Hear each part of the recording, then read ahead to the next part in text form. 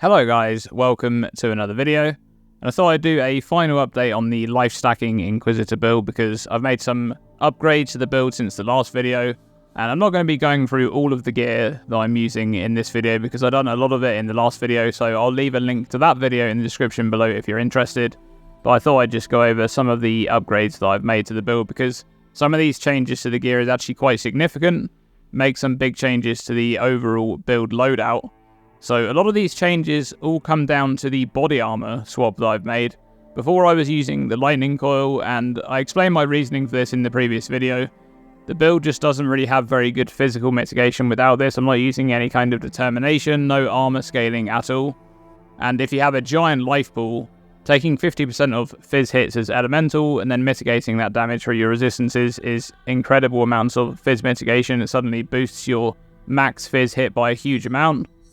And so the lightning coil was just a nice choice there. But the problem with the lightning coil is that on this build, I'm taking all of the life wheel masteries. So all of these are taken so that we can reach that 10% more maximum life if at least 6 life masteries are allocated. And one of those masteries is the 15% increased maximum life if there are no life modifiers on equipped body armor. Obviously, we're gaining something from the plus 50 life. But the other 3 masteries you count as low life, you count as full life, and the skills cost life instead of 30% of mana cost. Those 3 are all completely wasted points in terms of actually gaining anything out of those points. Obviously, the 4 points spent to gain the 10% more maximum life is nice there, and that's definitely a worthy spend. But it's nice to get a bit of bonus out of that 15% increased maximum life if there are no life modifiers on body armor. And you don't get that with the lightning coil because it has a life modifier. But the Cloak of Flame doesn't have a life modifier, and the reason why I didn't use this body armor before is because the 10% difference in the fizz damage taken as elemental is actually huge for fizz max hit, and the only reason I was able to make this change is because I gained a corrupted implicit on my Rathpith globe for physical damage taken as lightning damage, and that meant that I could then switch into the Cloak of Flame. And this is basically a chain reaction of events because now I'm using Cloak of Flame. And this means that instead of having minus 60 to lightning resistance and no extra resistance is gained from that body armor, I now have plus 69 fire resistance. And that meant that all of my other gear can now drop resistances and just focus almost entirely on life. So previously I was using this ruby ring here, and I talked about in the last video how I needed this exact 56 dexterity, and that's why that 2% attribute catalyst is on there. And I talked about how I could use Screaming Essences to actually craft dexterity onto a ring because those roll up to 58. And that's exactly what I've done on this Vermilion. I actually purchased this base with the 2 fractures already in place, since I needed a chaos resistance and the regen is nice, and I only needed one other suffix from this ring, which was the dexterity. And that meant that I could then roll those essences on until I hit tier 1 life. And I've just crafted some extra damage on there, but this being a Vermilion ring with life catalysts on there means that I get a huge chunk of life in comparison. You can see the difference in life here. This is like an extra 400 life or so. So that's quite a big improvement there. And I was also able to swap out my gloves. These gloves before were serving the purpose of capping all of my resistances. I needed all of these resistances on the suffixes. And again, because of that body armor change where I've gained a huge amount of resistances, I'm able to drop a bunch of those resistances and just focus on the chaos resistance and life from these gloves. So these are nothing special. They're literally just life and chaos resistance. And then I've got the important implicit on there of the unnerve enemies, which is quite a big increase in damage. And I also have a nice corrupted implicit on this Cloak of Flame. +1 to all maximum resistances is really nice. Boosts up defenses a little bit more. And one of the big differences between Cloak of Flame and Lightning Coil is that this modifier actually works for damage over time, whereas the Lightning Coil's modifier is only for hits.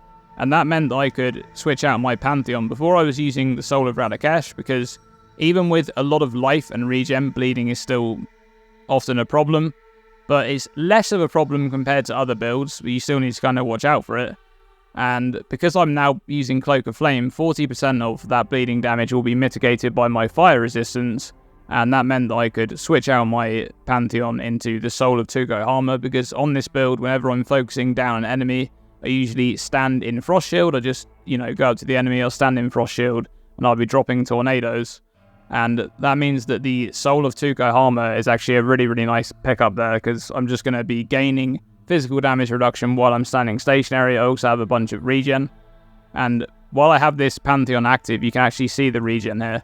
We've breached 5,000 life regen per second for this build, which means we also have 5,000, almost 5,200 actually, life regen and energy shield regen per second. So this build ended up becoming a pretty beefy one in the end. I was not expecting it to reach 17,000 life and 4,500 energy shield. That is insane. But it's been really fun to put together, this build. I think it's a fun concept. I think it's a really good use of the Crest of Desire.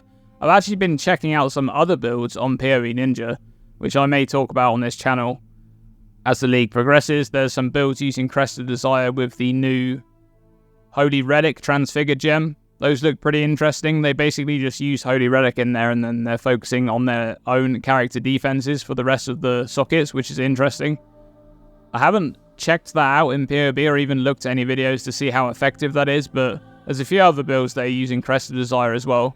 But this build just makes great use of it, because Tornado of Elemental Turbulence doesn't scale with cast speed, and this build doesn't get any cast speed, so this is a nice use of this item. But that's about it for this build. I think the build has pretty much been pushed as far as it can go. There's obviously a lot of ridiculous min-maxy upgrades that you can do with the build. There's things like, for example, this ring should have a tier 1 modifier on it instead of a crafted life modifier. But all of these things, all of these little min-max things, I could probably push the build to maybe 18 or 19,000 life once I'm also leveled up all the way to 100. But I'm not convinced I'm going to have the energy to pursue that, because as I said in the last video, this league is, it's not my favourite league. I won't lie, it's not my favourite league. It's not been the most interesting league. I think the league mechanic is kind of dull. And yeah, I'm not convinced I'm going to be playing the build for too much longer. But I wanted to discuss at the end of this video my plans for the channel for the rest of this league. I think I'm going to take a look at a few builds in the build overview series, and I'm actually considering doing a new series. I want to hear what your thoughts are on this. If you're watching this video and you're interested in what I'm going to do for the rest of the league, I'm thinking about doing a new series where I look at underused uniques, or not necessarily underused uniques, but unique items that don't really get used at all, and they're not leveling uniques. So obviously if an item's not being used, it's usually because it's not very powerful, it has better competition elsewhere, and a lot of the times with unique items it's because rare gear has outscaled it. But I think that would be an interesting series to pursue, and look at some of the unique items that don't really get used very often or at all, and take a look at how you could make use of those in different builds. Let me know what you guys think of that, if you'd like to see that kind of video series. But that's going to be it for this one, guys. Thanks very much for watching, and thank you to my supporters over on Patreon. Your support is very much appreciated. If you'd like to support what I do here on YouTube, you can check out all of the information. The link is in the description below. As always, stay tuned and stay safe.